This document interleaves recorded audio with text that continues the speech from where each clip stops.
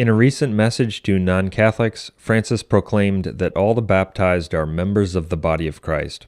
That is a massive heresy. It repudiates the entire history of Catholic teaching on the effects of heresy and schism. It denies what the Catholic Church has always taught about the Church. It rejects Vatican I's dogmatic teaching on the papacy as the principle of unity in the body of Christ.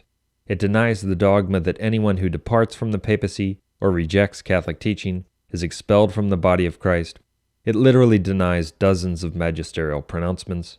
Indeed, in the encyclical Amantissimus, Pope Pius IX pointed out that there are almost countless proofs for the Church's dogmatic teaching, that one must accept the papacy to be in the Church of Christ, a dogma Francis openly denies.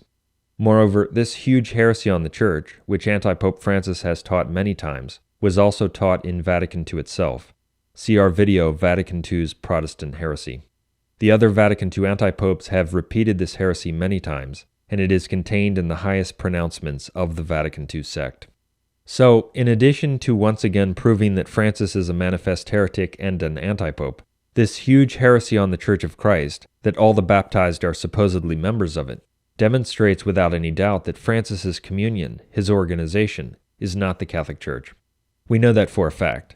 It is rather a non-Catholic sect, and Catholics cannot profess communion with it.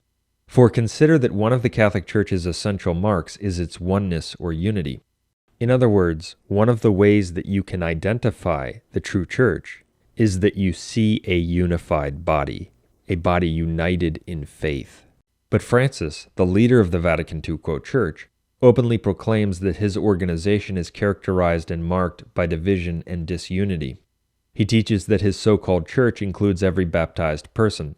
He proclaims unity with multitudes of utterly anti-Catholic Protestants, people who reject and even hate Catholic dogmas. His, church includes people who disagree with each other on fundamental issues of Christianity. That is a fundamentally divided or disunited, church, and its disunity is proclaimed from the top down by its so-called leader. This disunity and division, which characterizes the Vatican II sect, is also manifested in every parish and diocese of that sect, where one will find hordes of people who notoriously dissent from the Catholic Church's teaching. Therefore, Francis's communion cannot be the Church of Christ, that is, the Catholic Church, and anyone who is defending Francis's communion is not defending the Church of Christ, the Catholic Church, but rather a counterfeit non-Catholic sect. What they are actually defending is the prophesied end-times counter-church, the Whore of Babylon. So, those who obstinately acknowledge Francis to be the Pope are not only professing communion with a notorious heretic and apostate who teaches a false religion, and thereby denying Catholic teaching that only those who profess the true faith can be considered members of the Church, and that all those who depart from Catholic teaching must be considered outside the Church, but they are also professing communion with a non-Catholic sect that lacks the Church's essential mark of unity.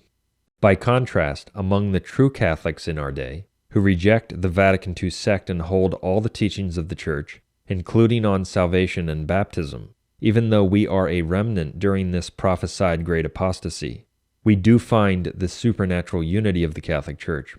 We find a faithful and rigorous adherence to the Church's dogmatic teaching, and a rejection of communion with those who don't profess the true faith or who depart from the teaching of the magisterium.